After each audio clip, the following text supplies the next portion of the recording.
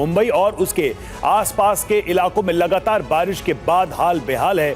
बारिश के बाद कई जगहों पर जलभराव की वजह से मुंबई की रफ्तार धीमी पड़ गई और ज्यादा बारिश होने के बाद मुंबई के कई इलाकों में जल जमाव की स्थिति बन गई।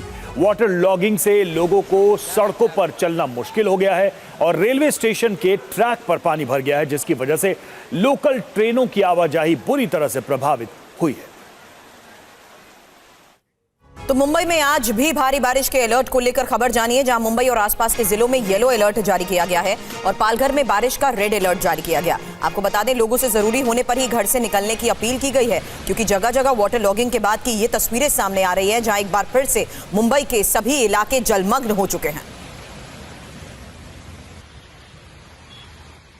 फिलहाल ये तस्वीर आपके सामने, जहां देखिए किस तरीके से लगातार हो रही बारिश के बाद एक बार फिर से ये आफत बन चुकी है और बारिश को इसी हालात को देखते हुए स्कूल बंद रखने का फैसला लिया गया है। आज भी भारी बारिश का अलर्ट जारी किया गया।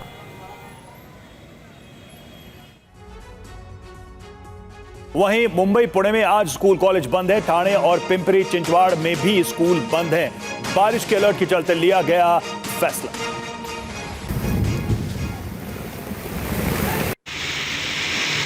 तस्वीरें आप देखिए किस तरह के हालात हैं। भारी बारिश की वजह से प्रभावित हुआ है। देखिए यहाँ पर स्कूल कॉलेज को बंद किया गया है और जानकारी ये आ रही है कि ठाणे पिंपरी चिंचवाड़ में स्कूल कॉलेजेस को बंद कर दिया गया। साथ ही मुंबई पुणे में भी आज स्कूल कॉलेज बंद रहेंगे भारी बारिश की वजह से।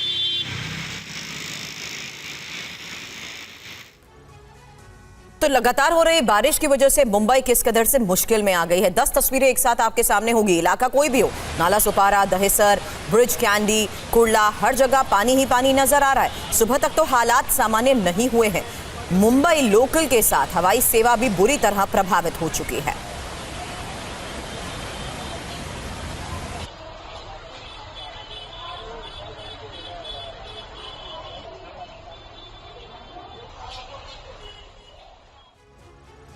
और मुंबई में बारिश से हाहाकार है। जी हां, मुंबई, पालघर, नासिक में भारी बारिश है और मुंबई में स्कूल कॉलेज एक दिन के लिए बंद कर दिए गए हैं। पुणे, पालघर, ठाणे में भी स्कूल कॉलेज को बंद किया गया है। पिंपरी चिंचवाड़ में भी स्कूल कॉलेज में छुट्टी कर दी गई है। तेज बारिश से रेल, हवाई यातायात प्रभावित हुआ है। जल जमाव से कई रास्ते बंद हैं या फिर उनको डाइवर्ट किया गया है। कई इलाकों में लोकल ट्रेन सेवा पर इसका असर पड़ा है। 2 फ्लाइट डाइवर्ट की गई। 7 फ्लाइट की लैंडिंग में देरी की जानकारी सामने आ रही है। जरूरी होने पर ही घरों से निकलने की अपील की गई। और यही वजह है कि अलर्ट को देखते हुए महाराष्ट्र में बारिश पर डिप्टी सीएम देवेंद्र फडणवीस ने भी अपील की है कि सभी लोग सुरक्षित रहें और जरूरी होने पर ही घर से बाहर निकलें। तो बारिश के अलर्ट को देखते हुए जो अलग अलग इलाकों की स्थिति की तस्वीरें सामने आ रही हैं, उससे एक बार फिर से साफ हो गया कि ये बारिश आफत बन चुकी है, क्योंकि ज्यादातर इलाके जलमग्न हो चुके हैं। वाटर लॉगिंग होने की वजह से देखिए किस तरीके से घंटों ट्रैफिक में भी लोग फंसे रहे। फिलहाल इसी अलर्ट को देखते हुए जरूरी होने पर ही घर से बाहर निकलने की अपील की जा रही है। हालांकि लोग ज्यादातर सुरक्षित जगहों पर रहें, सेफ रहें, यह भी अपील की गई है। राजीव सिंह मुंबई से हमारे सहयोगी इस वक्त हमें ज्वाइन कर चुके हैं। और राजीव, मुंबई के इस बारिश के हालात में लो लाइन एरियाज सबसे ज्यादा इफेक्ट होते हैं, क्या खबर वहां के हालात को लेकर?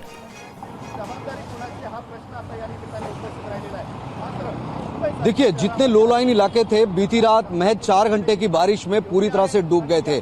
जो मौसम विभाग ने अभी आंकड़े जारी किए हैं, सबसे ज्यादा बारिश जो है पूरी मुंबई में हुई थी। पूरी मुंबई यानी कि मुंबई का मुलुंड से लेकर सायन, दादर तक का जो इलाका है वो पूरी तरह से पानी में डूबा हुआ था। और इस वक्त मैं मुंबई के अंधेरी सिब्ज इलाके में मौजूद हूँ। यहाँ की भी तस्वीर अपने दर्शकों को दिखा दी, क्योंकि ये सबसे महत्वपूर्ण जगह है। क्योंकि यहीं पर एक महिला की बीती रात एक ड्रेनेज लाइन का चेंबर खुले होने की वजह से गिरने के चलते मौत हो गई थी। आपको तस्वीर दिखा दे। आप देखिए, इस वक्त यहाँ पर आप बैरिकेड लगा दिए गए हैं प्लास्टिक के, लेकिन ये जो चेंबर था ये बीती रात खुला हुआ था। और ये जो चेंबर है वो 2 सड़कों के बीच में जो डिवाइडर बना हुआ था उसके बीचों बीच में ये चेंबर बना हुआ था। लेकिन यहाँ पर अब चेंबर का ढक्कन नहीं था। इस वजह से महिला जब सड़क पार कर रही थी उसी दरमियान जो है महिला को अंदाजा नहीं लगा कि दरअसल जो पानी जमा है वहां पर कोई चेंबर हो सकता है, ड्रेनेज लाइन खुला हो सकता है। और महिला जो है यहाँ पर गिरी और उसके बाद लगभग घंटे भर तक अंदर फंसी रही, जिसके बाद जब फायर ब्रिगेड के कर्मचारी आए, घंटों मशक्कत हुई, उसे निकाला गया,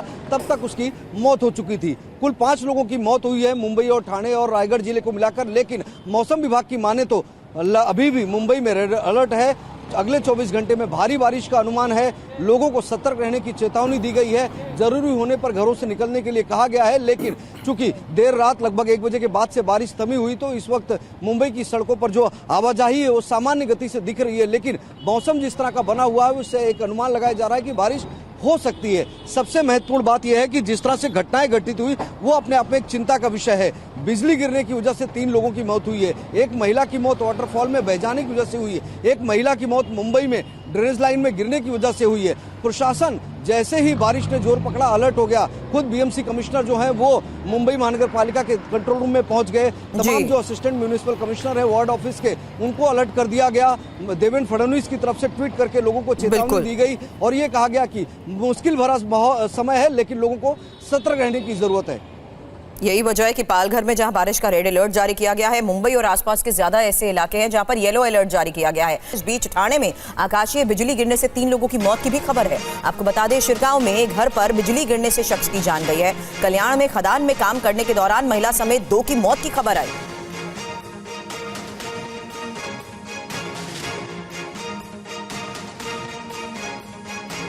जी हां, तो महाराष्ट्र में जल तांडव और इसको लेकर आज भी है अलर्ट। कहां कहां मुंबई, ठाणे, रायगढ़, रत्नागिरी के लिए अलर्ट जारी किया गया है और ठाणे, रायगढ़, रत्नागिरी में बिजली गिरने की भी संभावना जताई गई है। तटीय इलाकों के लिए ऑरेंज अलर्ट जारी किया गया है। ठाणे, रायगढ़, रत्नागिरी में बिजली गिरने की संभावना है। इसको लेकर लोगों को अलर्ट किया गया। तेज हवा के साथ भारी बारिश की चेतावनी भी जारी की गई है।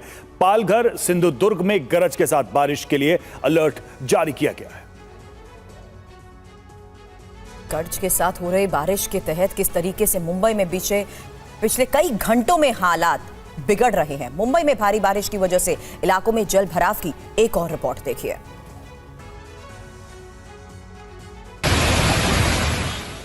नवी मुंबई के बेलापुर की ये तस्वीरें हैं, जहां कुछ ही घंटों की बारिश शहर का हाल बेहाल हो गया है। दक्षिण मुंबई के सबसे पॉश इलाके ब्रीच कैंटे की तस्वीरें देखिए। कई जगहों पर गाड़ियां लगभग पूरी तरह से पानी में डूबी नजर आई। अब मुंबई कुर्ला रेलवे स्टेशन का हाल भी देखिए। ट्रैक पर पानी भर गया है, जिसकी वजह से लोकल ट्रेनों की आवाजाही बुरी तरह से प्रभावित हुई है। मुंबई के कुर्ला पूर्व इलाके की ये तस्वीरें भी देख लीजिए।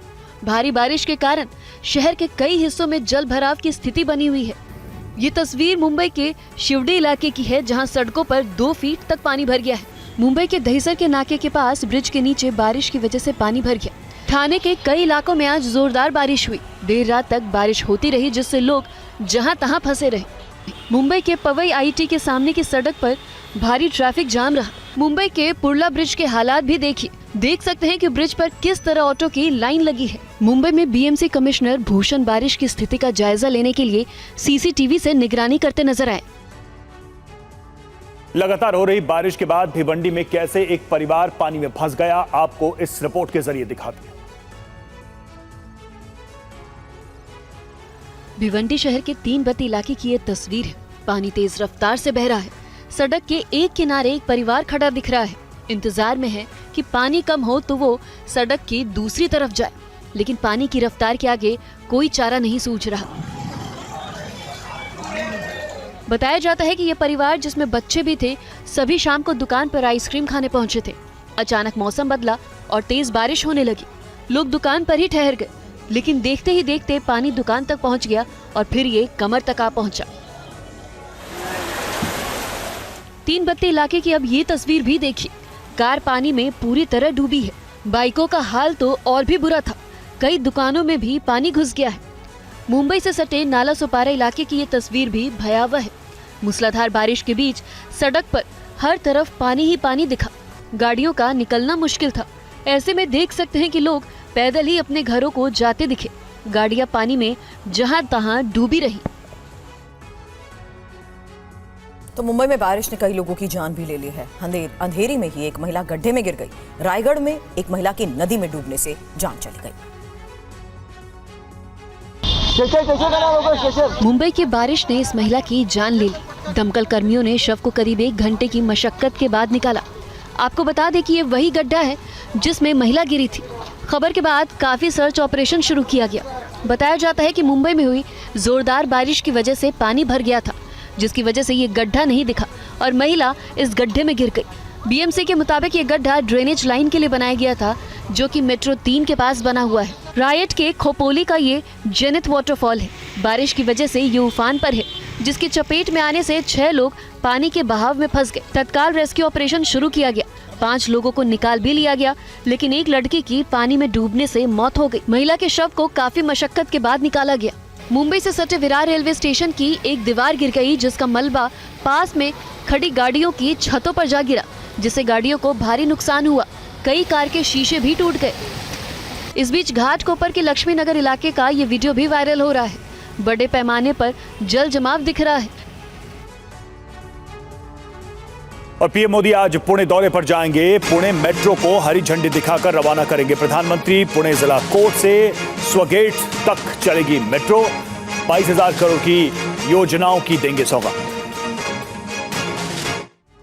और ये सीधी तस्वीर पीएम मोदी का पुणे दौरा विकास की रफ्तार को लेकर काफी अहम माना जा रहा है।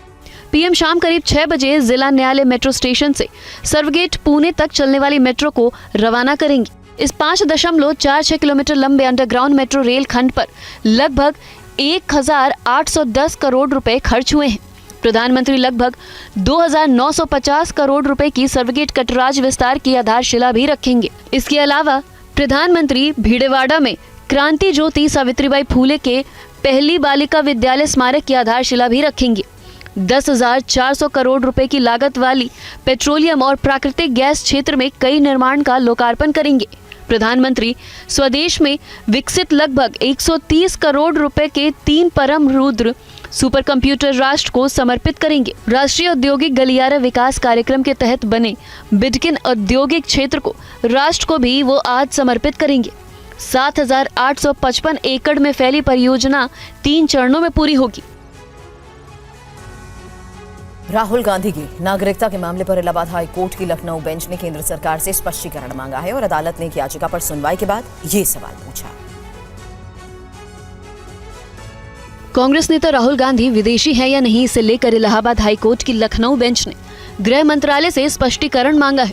हाई कोर्ट ने पूछा है कि क्या राहुल गांधी विदेशी हैं। कोर्ट ने ये सवाल एक जनहित याचिका पर सुनवाई के बाद किया है। दरअसल इलाहाबाद हाई कोर्ट की लखनऊ बेंच ने कांग्रेस नेता और लोकसभा में नेता विपक्ष राहुल गांधी की ब्रिटिश नागरिकता को लेकर एक जनहित याचिका पर सुनवाई हुई। याचिका में कहा गया है कि राहुल गांधी की नागरिकता को लेकर सीबीआई जांच कराई जाए। इसी याचिका पर सुनवाई करते हुए जस्टिस राजन रॉय और जस्टिस ओम प्रकाश शुक्ला की बेंच ने एएसजी सूर्यभान पांडे को निर्देश देते हुए कहा कि वो केंद्रीय गृह मंत्रालय से इसके बारे में जानकारी ले।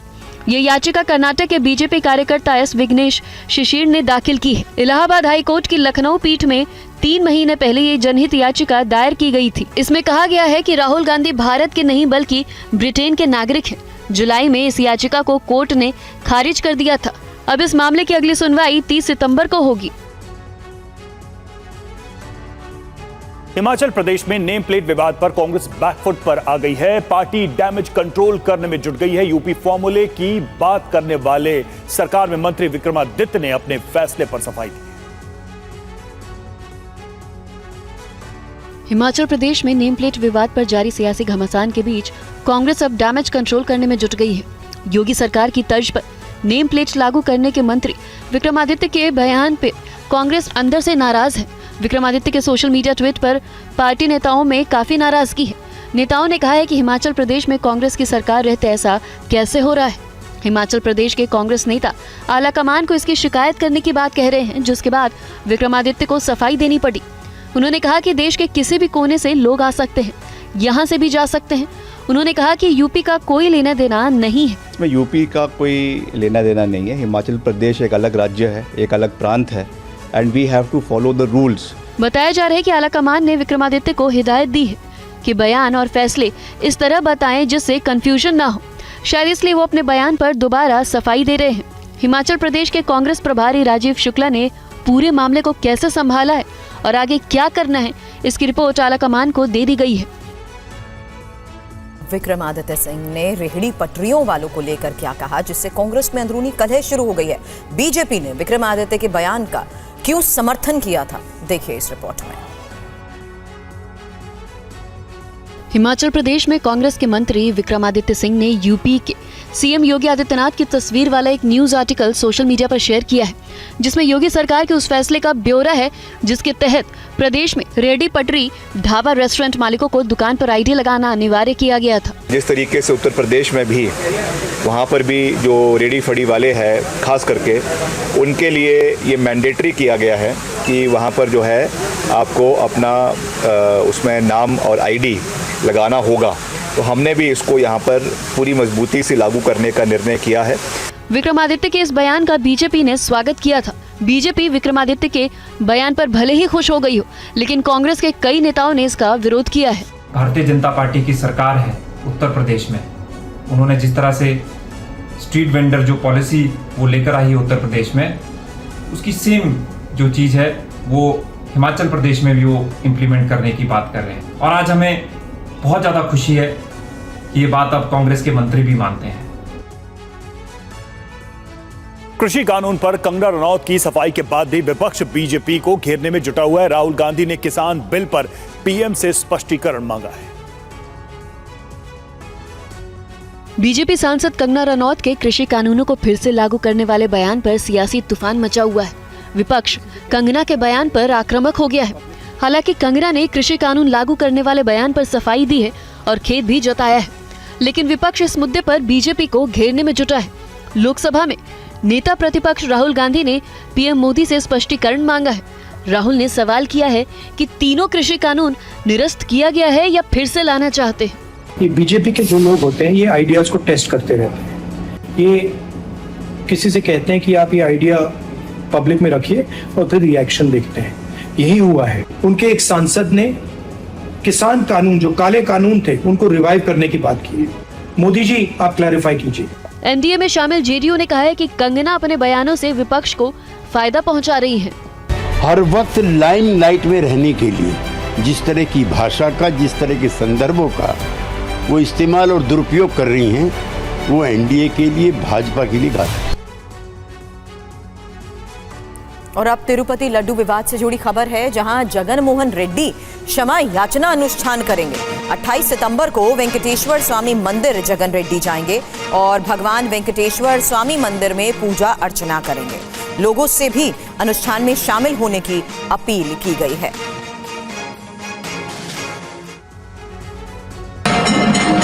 तिरुपति मंदिर लड्डू विवाद पर सियासत गर्माती जा रही है। मुख्यमंत्री नायडू के आरोपों के बीच वाईएसआर कांग्रेस पार्टी प्रमुख वाईएस जगन मोहन रेड्डी 28 सितंबर को तिरुमला पहाड़ी पर स्थित भगवान वेंकटेश्वर स्वामी मंदिर जाएंगे और पूजा अर्चना करेंगे। पार्टी सूत्रों का कहना है कि जगन मोहन 27 सितंबर को तिरुमला पहुंचेंगे और वहां रात को रुकेंगे। जगन मोहन ने लोगों से आंध्र प्रदेश के मंदिरों में पूजा अर्चना में भाग लेने का आह्वान किया ताकि तिरुपति के लड्डुओं पर आरोप लगाकर मुख्यमंत्री एन चंद्रबाबू नायडू द्वारा कथित तौर पर किए गए पाप का प्रायश्चित किया जा सके। चंद्रबाबू नायडू ने आरोप लगाया था कि पिछली वाईएसआरसीपी सरकार ने श्री वेंकटेश्वर मंदिर को भी नहीं बख्शा और लड्डू बनाने के लिए घटिया सामग्री और पशु चर्बी का इस्तेमाल किया। इन आरोपों के बाद पूरे देश में विवाद बढ़ गया है। वहीं तिरुपति मंदिर के लड्डू प्रसाद को लेकर बिहार के मुजफ्फरपुर की एक अदालत में मंदिर ट्रस्ट के सदस्यों के खिलाफ हिंदुओं की धार्मिक भावनाओं को ठेस पहुंचाने के आरोप में एक याचिका दाखिल की गई है। और अब 140 करोड़ भारतीयों की सेहत से जुड़ी एक बड़ी खबर, अहम खबर। पैरासीटामोल सहित 53 दवाएं क्वालिटी टेस्ट में फेल हुई हैं। विटामिन, शुगर और ब्लड प्रेशर की दवाएं फेल हुई हैं। क्वालिटी टेस्ट में कुछ एंटीबायोटिक्स भी फेल हुए हैं। CDSCO ने इसकी लिस्ट जारी की है।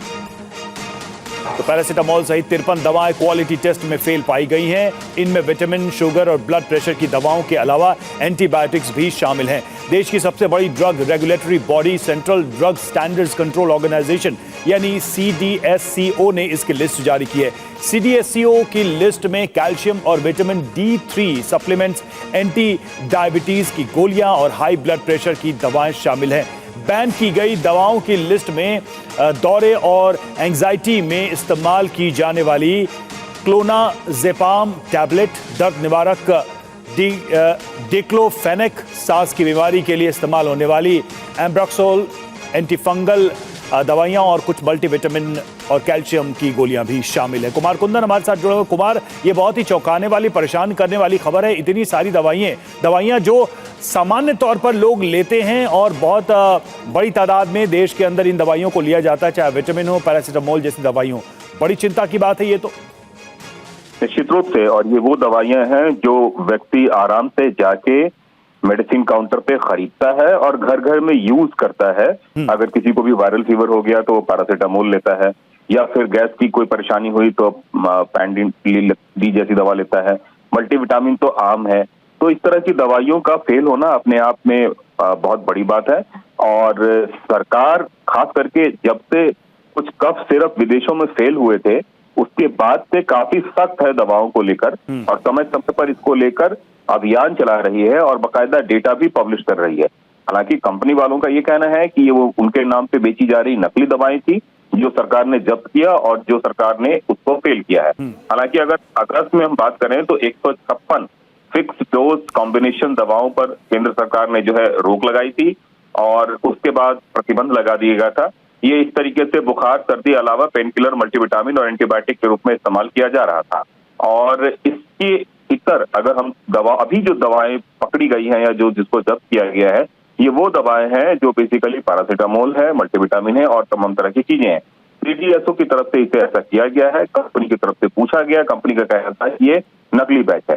लेकिन अगर नकली बैच भी है तो ये सबसे बड़ी बात है कि आखिरकार बाजार में आई कैसे, और आई कैसे तो कौन बना रहा था, कौन इसके पीछे था। ये तमाम ऐसे पहलू हैं जिस पर इस पे सरकार की ओर से और ज्यादा जानकारी आनी बाकी है। शुक्रिया कुमार आपका इस जानकारी के लिए। और अब खबर महाराष्ट्र से। खबर मुंबई के लोगों को राहत पहुंचाने वाली है। इंजीनियरिंग का चमत्कार कहे जाने वाले ठाणे बोरीवली टनल मुंबई के ट्रैफिक को आसान बनाने के लिए मील का पत्थर साबित होगा। लंबे इंतजार के बाद ठाणे से बोरीवली की दूरी कम करने वाले Thane Borivali twin tunnel project में निर्माण कार्य तेजी से हो रहा है। प्रदूषण और ट्रैफिक जाम में फंसे मुंबईकरों की ट्रैफिक समस्या को दूर करने के लिए मेघा इंजीनियरिंग ने Mumbai metropolitan region development authority के साथ मिलकर 11.8 किलोमीटर लंबे सुरंग का निर्माण कार्य शुरू किया है, जो मुंबई और ठाणे के बीच पर्यावरण अनुकूल बुनियादी ढांचे में एक मील का पत्थर साबित होगा। सुरंग निर्माण और पर्यावरण मानकों के क्षेत्र में शानदार ट्रैक रिकॉर्ड के कारण मेघा इंजीनियरिंग को यह परियोजना सौंपी गई है। मेघा इंजीनियरिंग इस सुरंग का काम करके पर्यावरण की रक्षा के अपने मिशन की ओर बढ़ रही है। इस आधुनिक और जुड़वां सुरंग के बनने के बाद ठाणे बोरीवली की दूरी 12 किलोमीटर कम होगी और इससे 1 घंटे का समय भी बचेगा। मेगा इंजीनियरिंग कंपनी अपनी क्षमताओं के कारण भारत में सुरंग इंजीनियरिंग में सबसे आगे है। कंपनी ने उन्नत NATAM new Austrian tunnelling method और टनल बोरिंग मशीन की मदद से देश में सबसे कठिन सुरंग परियोजनाओं को पूरा किया है।